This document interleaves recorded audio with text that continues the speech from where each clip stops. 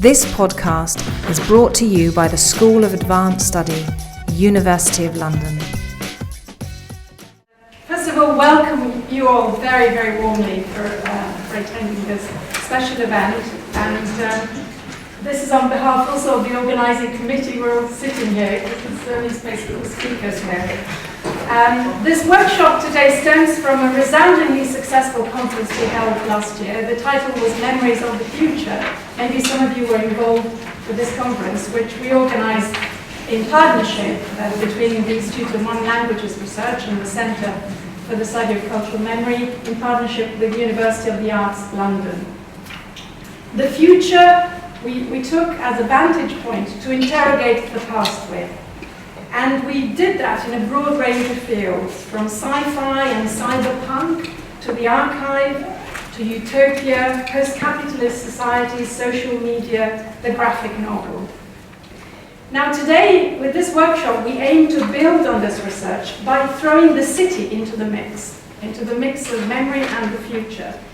And of course, our point of departure must be the anthropology of urban form, as enshrined by Joseph Rykwert in the idea of a town, and particularly the idea that the city, I quote, is a machine for thinking with, an instrument for understanding the world and the human predicament in it.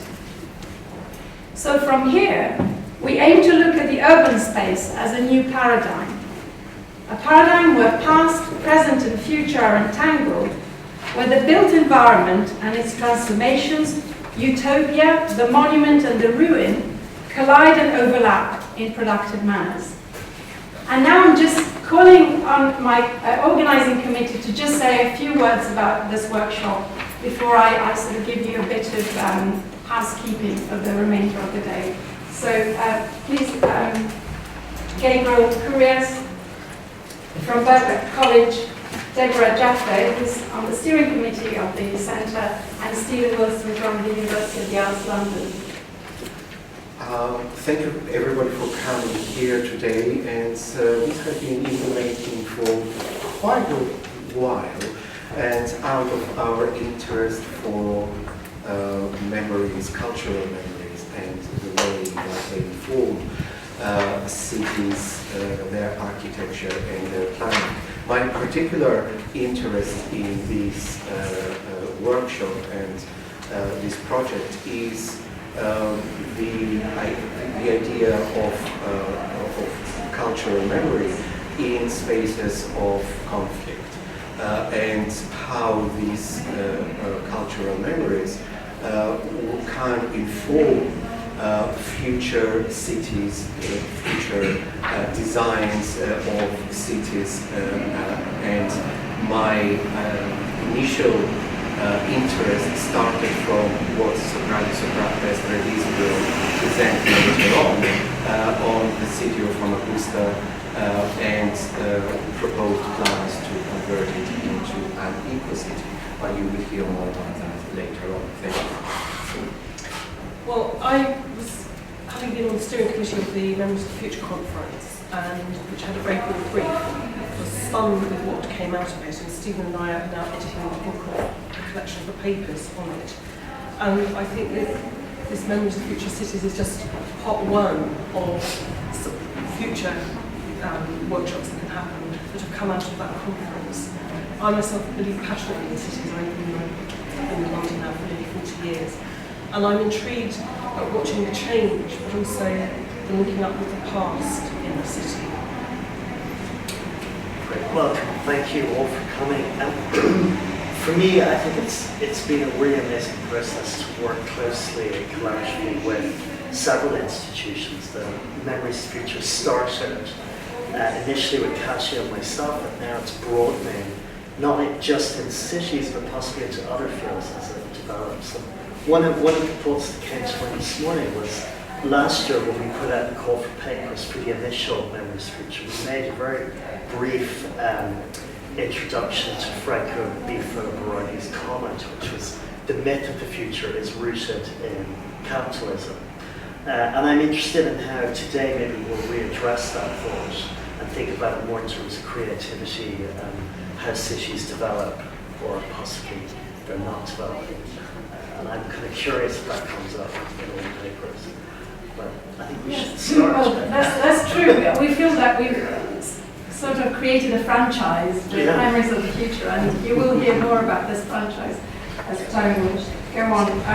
I just have just a few practical announcements. There's a list of attendance going around, so if you'd be kind enough to write your names and email address if you'd like us to send you information about future events, I'll pass this around now. There are also flyers of the Centre for the Study of Cultural Memory at the back of the room, and please take one and please attend our event. Obviously, we're about to sort of to finish now, and we will start again in the new academic year. And there will be a few seminars to begin with, but the largest event that I can announce already is an event on the 7th of November that you're all very welcome to, and it's about narratives of victims and witnesses about the G8, the violence following the G8 meeting in Genoa in 2001. And that's on the 7th of November here, so please attend that event. Last but not least, we have some fantastic designer bags, Memories of the Future designer bags, designed by an artist for sale. So if you would like to support the Centre for Cultural Memory Studies, please buy one. They cost £2. Just see me and I can sell you one. I can tell you they're going like hotcakes in Italy. My mum has sold 5 in less than a week. And so finally, enjoy the workshop. I hope you can stay for the duration. Enjoy the discussion, help us develop the discussion, and please stay for the wine reception at the end of the day. So, thank you for attending, and I'm now inviting the first speaker, Professor Lawrence Goldman, to the floor.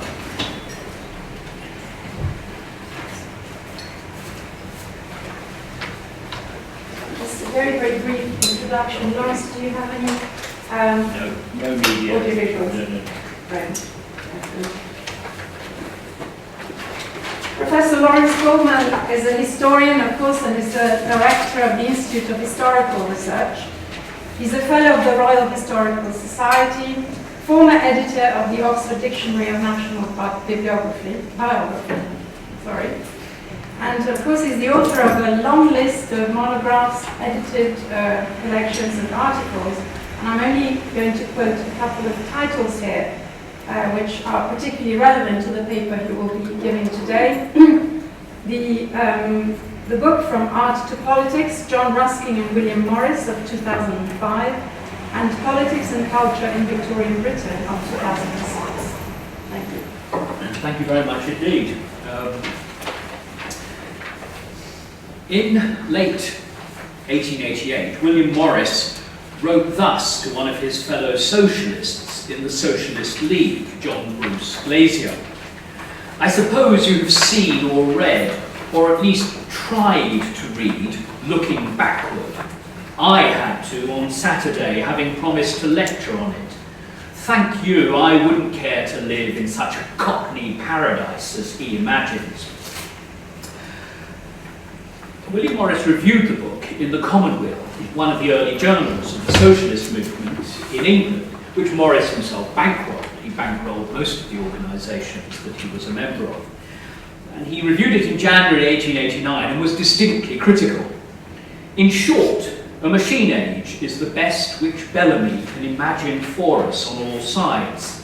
It is not to be wondered at, then, that his only idea of making labour tolerable is to decrease the amount of it by means of fresh and ever fresher developments of machinery. He identified 5 areas in Bellamy's vision of the future which gave him concern because they were only a half change, as he put it, in each case. Work, technology, centralisation, the arts and cities. In each case, Bellamy had not gone far enough. He had merely tinkered with the arrangements of society rather than ripping up the premise and plan and starting again. A year later, from January to October 1890, at monthly intervals, Morris's news from nowhere began appearing in the Commonweal. It was set out as a deliberate and studied alternative to Edward Bellamy's vision of the future. Every aspect of Morris's pre-revolutionary London and England more generally was designed to contrast with Bellamy's picture of Boston in the United States in 2000, and I should have said post-revolutionary. So let us begin with Bellamy's Looking Backward, 2000 to 1887, published in 1888. Now it tells the story of someone called Julian West, who was a rich young Bostonian of inherited wealth, and he retires to his subterranean bedchamber. He takes a sleeping draught one night in 1887, and he sleeps on and on until the year 2000, when builders at work in modern Boston disinter him and wake him up. He meets Dr. Leet, an all-knowing guide to the social order which now prevails, and Leet takes him through Boston and explains to him the total ethical revolution which has occurred. All the social ills of competition, inequality, waste, exploitation and poverty are things of the past. An economy in 1887, when West went to sleep, which was divided into powerful private corporations and monopolistic trusts, is now in the hands of a single benign national syndicate which has nationalised all industries and which controls what Bellamy called an industrial army to organise production and distribution. Bellamy's future is not democratic, in fact, but bureaucratic and quasi-military, positing the mass mobilisation of the whole society in pursuit of these sanctioned ends. It's a kind of technocratic future based on expert elites. There's little discussion in Looking Backward of individual liberty and freedom of choice. But individualism, luxury and excess are banished. Production and distribution in 2000 are dedicated to the welfare and the equality of all, not for the benefit of the few. Boston, and by implication the United States, are cooperative, rational and communal in spirit, and people work not for personal gain but for the service of all. Julian is told quite literally, this is a quote, that no man anymore has any care for the morrow, either for himself or his children, for the nation guarantees the nurture, education and comfortable maintenance of every citizen from the cradle to the grave. Like, literally, it's like, you know, the best we can think of in our own National Health Service, the welfare state, the cradle to the grave. Workers retire on full benefits at 45, may I tell you. And I'm old enough, of course, to recall the 1970s when we discussed how technology would bring down the age of retirement to about 55. Oh, what fools we were. The workers eat in public kitchens. They purchase their goods from cooperatives which have cut out the exploitation of middlemen. According to Bellamy, buying and selling is essentially antisocial. Communities and towns are planned for the convenience of their inhabitants. And all of this was achieved not through revolutionary struggle, but through the peaceful evolution of capitalism into socialism. This was not Marxian class conflict as the motor of history, but quite literally, according to Bellamy, of history made by a triumph of common sense, when all social groups came naturally to see that the war of all against all in which they were engaged, and I use the Hobbesian term advisedly, was entirely counterproductive. According to Bellamy, equal wealth and equal opportunities of culture have simply made us all members of one class. And along the way, Julian West discovers a society transformed by technology. He walks along elevated walkways. He travels by something akin to a sleek urban railway. Bellamy actually envisages something very close to television, which is beamed into everyone's living room. For every function of life, there is a simple labour-saving device and machine. There are even credit cards, as we would recognise them, based on the equal amounts of credit that all citizens receive as their birthright. And Bellamy is actually remembered today as the progenitor of the credit card. He wrote, "An American credit card is just as good in Europe as American gold used to be. And remarkably, in August of 2011, a monument to the credit card was unveiled in, of all places, Yekaterinburg in Russia. It's the idea of a bank then celebrating its 20th anniversary, which I suppose for a Russian bank is pretty good going, really. And in the sculpture, a hand holds aloft a credit card, apparently issued by the Bank of Life, it says that on it, and the name engraved on the card is that of Bellamy. Now, these new technologies are not just clever exercises in what might be called futurology. It's understood throughout the novel that the new economic structure and the morality of society was itself remaking and improving human nature. Now, looking backward was a remarkable success from the outset, selling thousands of copies each week for its first few years. In a decade, the book sold 400,000 copies in America alone. And in Britain, from 1890 to 1935, it's estimated that something like 235,000 copies were sold. But these figures actually probably are an underestimate because they don't include the sales of the William Reeves Company, which actually established its own Bellamy library of 32 related titles to the subject of looking backward, and then also issued 4 editions of the novel itself under its own livery. It was immediately translated into all the major languages. It became perhaps the world's best seller in the generation before the First World War. In its international impact, no other American novel comes close to it, with the obvious exception of Harriet Beecher Stowe's Uncle Tom's Cabin, published half a century before, in 1852. So what of news from nowhere in comparison? Well, the novel concerns William Guest, who attends a meeting of the Socialist League one evening, where there's heated discussion of what life will be like after the Socialist Revolution. This man, Guest, returns home, walking along the towpath of the Thames, falls asleep and has a restless night. And when he apparently awakens, it's to summer and a changed world. The Thames is a clean river.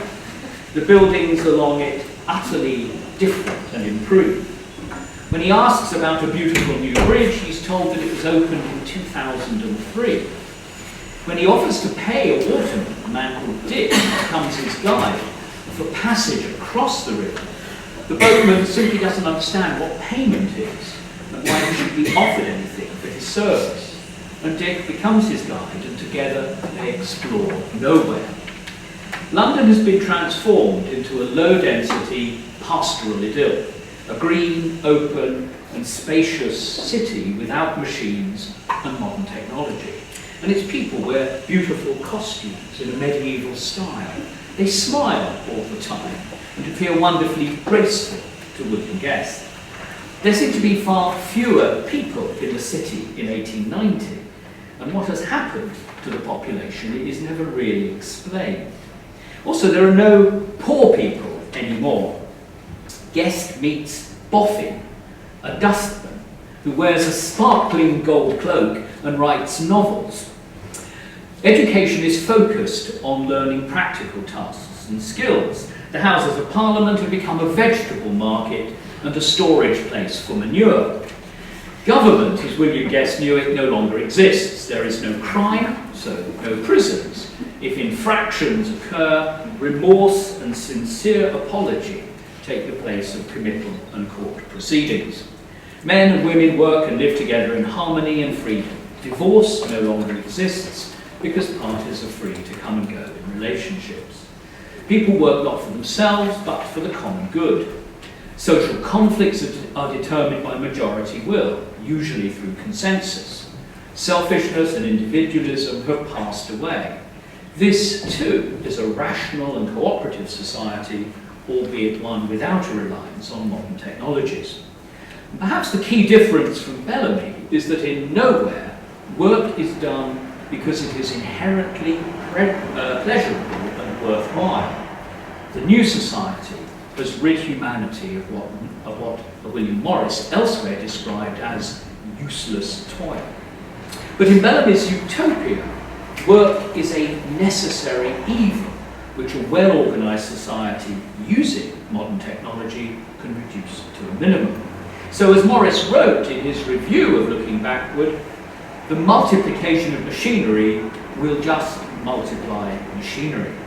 I believe that the ideal of the future does not point to the lessening of men's energy by the reduction of labour to a minimum, but rather the reduction of pain in labour to a minimum, so small that it will cease to be a pain.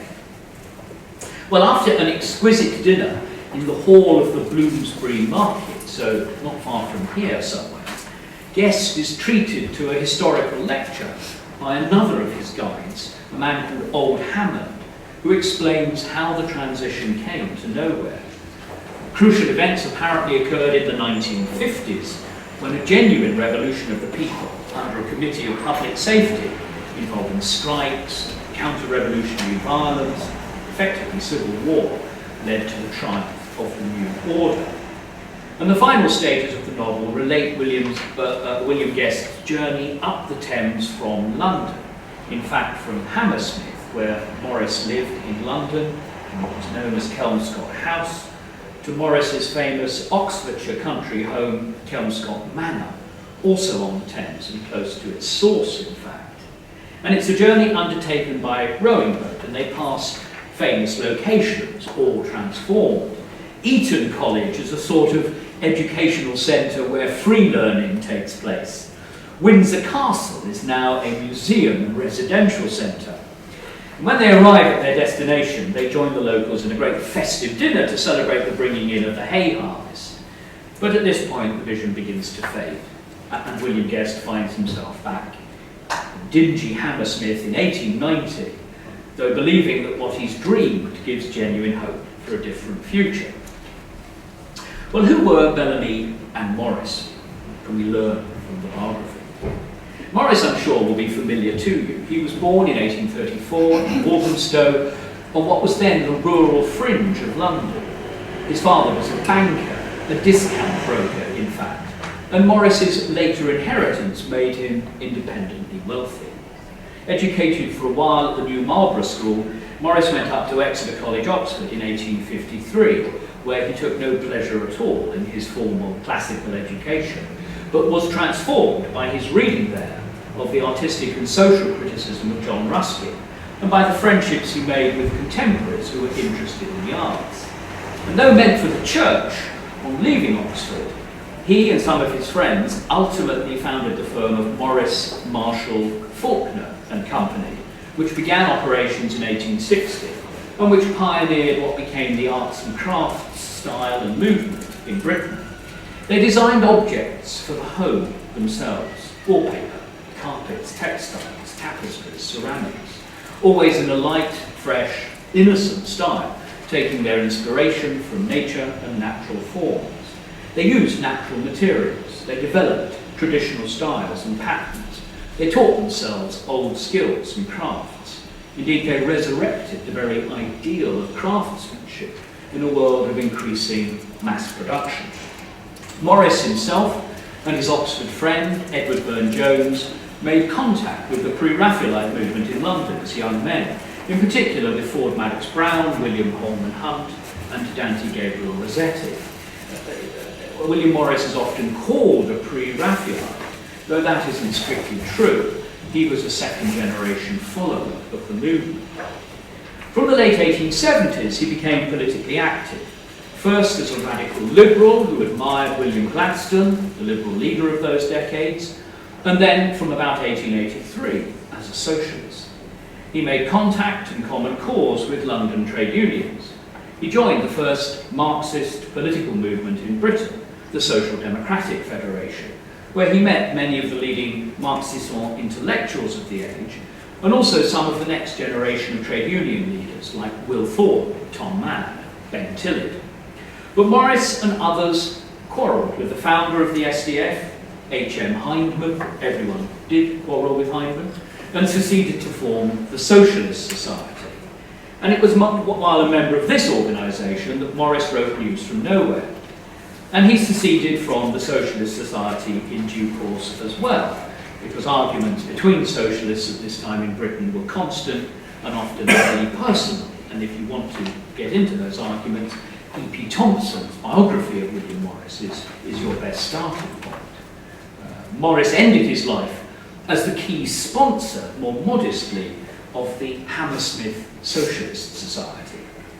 All the time, he was a successful designer and businessman, an employer of up to 100 workers at the Morris and Company Works, which were sited at Merton Abbey on the River Wandle in South London in the early 1880s. He died in 1896, according to his doctor, from being William Morris, which was code for wearing himself out, doing so much and so many different things. The firm continued trading until it was voluntarily liquidated in 1940, when its patents were bought up by Liberties of London, who continue to produce Morris and Company wallpapers and fabrics to this day. Now, what of Bellamy? He was born in 1850 in a place called Chicopee Falls in Massachusetts, the son of a Baptist minister and a mother who was herself a daughter of a Baptist minister. So he was raised in a strict Calvinist household. He briefly attended college, though never graduated, but he knew the mill towns of western Massachusetts, towns like Lowell, Massachusetts, where cotton textiles had been produced since the 1820s, and he was thus familiar with the factory system and all its attendant ills. And he saw more of it in Europe, where he lived for a year in 1868. He briefly tried the law, though he never practiced, but he gravitated to journalism in New York and then back in Massachusetts. Age 25, he contracted tuberculosis, the disease that would eventually kill him at 48. He began to write novels, all of them marked by his social conscience, though none achieved anything like the success of Looking Backward. Now, that success was measured in the political movement which emerged in 1888 in response to the novel's depiction of a new America. Bellamy's readers established so-called nationalist clubs across the United States, the first of them very fittingly in Boston in September of 1888. Now, the term nationalist implied what we in Britain in the 20th century knew as nationalisation, the ownership and control of vital industries and services hitherto in private ownership by the nation and its institutions. And by 1891, there were an astonishing 162 nationalist clubs across America, and Bellamy himself had become devoted to the leadership of the movement, which was held together by a magazine that he founded, The New Nation. That was until 1894, when the journal fell into financial problems. But Bellamy was, for this period, a campaigning editor and a public figure, the leader of an indigenous urban radical movement. His last contribution, importantly, to that movement was his final major work, a sequel, in fact, to Looking Backward, entitled Equality, which set out the form of the perfect society of the future, dealing in particular with subjects like women's rights and education. That was published in 1897. It's heavily didactic, and not such a good read as Looking Backward. Now, once the nationalist clubs movement took off, Bellamy's aim was to link these centres of urban radicalism with the insurgent political movement of the late 1880s and 1890s known as populism. The People's Party, the vehicle for populism, largely mobilised rural Americans against the encroaching power and exploitation of big business, especially the railroads and the banks. And from their local centres in the American South and West, the populists tried to build a national movement. In 1892, the populist candidate for president, General Weaver, took 9% of the national vote. 4 years later, the populists were drawn into formal alliance with the Democratic Party under its candidate for presidency, William Jennings Bryan, losing both the election and then, of course, their identity in the process. Bellamy, like many American socialists of that age, wanted to construct an alliance of farmers and labourers, an alliance of all working people. In fact, the fundamental differences of interest between workers on the land and workers in the cities at this time in late American political economy in the late 19th century made that alliance untenable. As populism died after the failure in the early 1890s, so the nationalist clubs expired as well. Many of the nationalist club members were in fact middle-class intellectuals. In Boston, indeed, most of the founding members were theosophists who took their inspiration spiritually from the religions of the East. The chances of building an alliance between these people and farmers in places like South Carolina and Georgia, the stamping ground of the leaders of populism, were negligible in the extreme. Now, because a national Labour Party emerged in Britain within 4 years of Morris's death, and because there's been a continuous indigenous socialist tradition as well ever since, William Morris's legacy seems the more potent and important. He's an oft-cited inspiration to a genuine mass movement whose books and articles in the 1880s and the 1890s are still read, and whose image of the good life, an organic whole of pleasurable work, creativity, community, social service, mutual respect, still influences our own age as much through his designs and patterns as through his ideas. Bellamy has been less fortunate. American socialism, though it once bid fair to equal the British variety, failed during and after the First World War and has never revived. He's remembered only by enthusiasts and literary historians. There is no gallery devoted to Bellamy as there is to William Morris. And if there were, it's inconceivable that an American president would have opened it, as Clement Attlee, when Prime Minister, opened the William Morris Gallery in Walthamstow, in one of the houses where Morris grew up in 1950. But you are an audience of urbanists, or these people interested in the city, and you will be wondering if I will ever get to the subject of the city, as depicted by these two men in their two famous books. Everyone knows that the genre of utopian fiction is as much a commentary on the present reality as a depiction of the possible future. That authors write about utopia in order to critique their own societies and point to better ways of organising those societies. It is as part of this critique that the city of the future appears, rather than in its own right. These are not, these two books, disinterested depictions of the urban future, but future cities conjured up in a particular style in order to show readers then and also now a better tomorrow. Cities feature in Bellamy and Morris not because either author has a genuine interest in the urban spaces around them and in the future, but because the city is the focus and exemplar of a civilization which has gone wrong. Depict a new sort of city, and it's possible to demonstrate the false values and destructive arrangements of society in the present. Arguably, in these two utopias, the city is not crucial to the argument. Bellamy and Morris could have depicted villages, I suppose, or small towns as settings for the points they wanted to make. But the city is the most convenient and arresting site for the depiction of change in the future.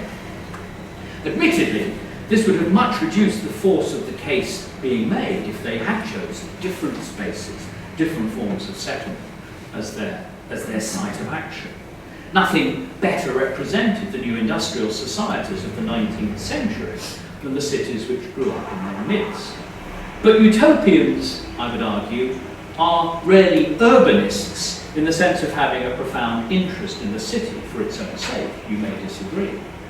Rather, the city embodies the present as nothing else can, which makes it necessary to place the reimagined city at the heart of the utopian future.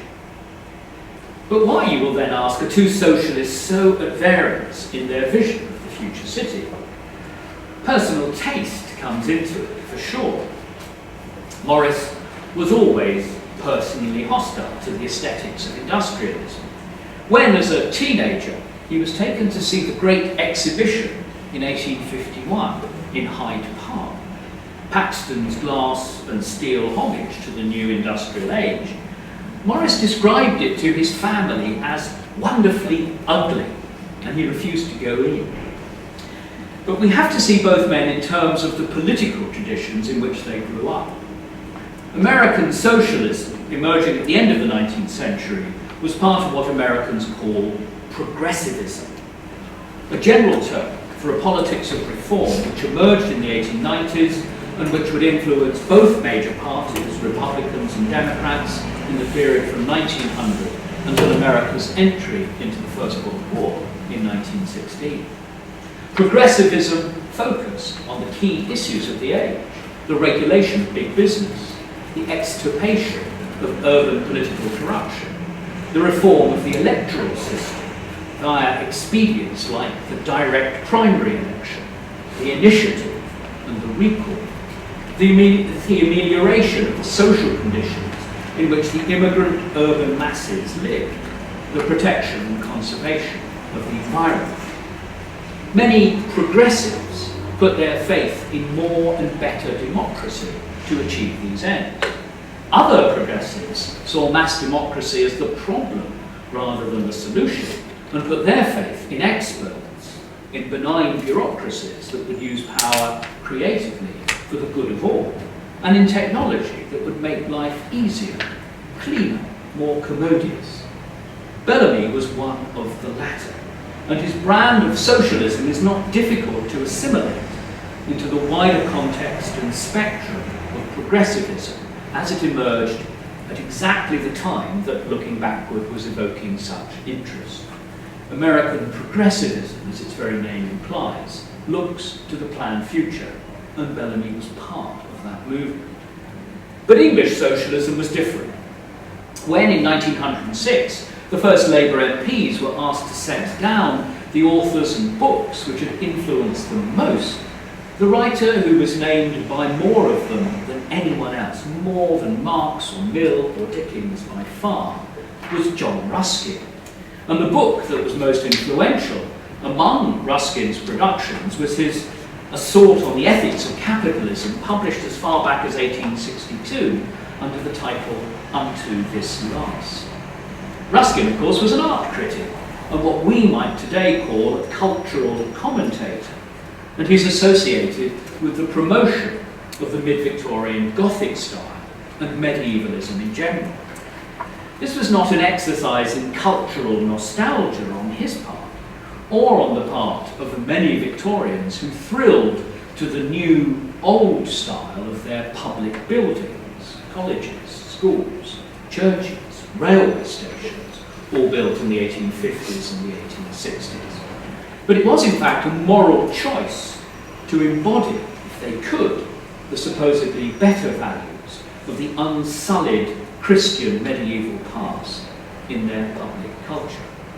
Victorian medievalism can be dismissed as a form of escapism, escape from the new industrial civilization which the Victorians themselves were pioneering. But it was also a type of critique in itself, a serious yearning and searching for a superior social morality in the ideals, arrangements, religion and styles of the past. And Morris was part of that. He read Ruskin as an undergraduate, as I've said. Indeed, he came to know Ruskin well, though not intimately. He translated medieval sagas. He wrote more sagas and romances in the medieval style himself. He published poetry set in the medieval past, including in the court of King Arthur, his first collection of poetry in 1858. He revived old styles in furniture making and tapestry design, which found great popularity with his clients and with the public in general. Morris was a backward-looking reformer, taking inspiration from an imagined better past as a way of critiquing the present. In Morris, it can honestly be said that we are going back to the future, though this reflexive response to modernity was not his alone. He was successful precisely because his designs reflected this same instinct among Victorians in general.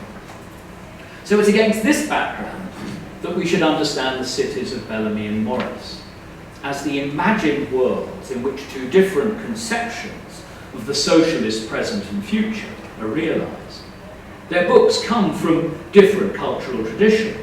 They themselves were divided over the nature of the socialist society that should be created in the future. In their differences, the city became a battleground for different futures, different visions. It was the site of their difference, the location of their argument. But I would argue that neither man was genuinely interested in cities in their own right. And perhaps this is true of the utopian genre itself, that in carefully constructing the future so that it acts as a critique of the present, the utopian author manipulates material to make it conformable with the argument being advanced.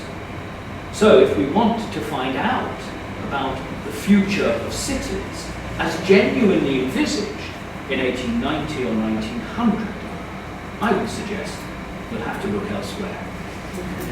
Thank you very much.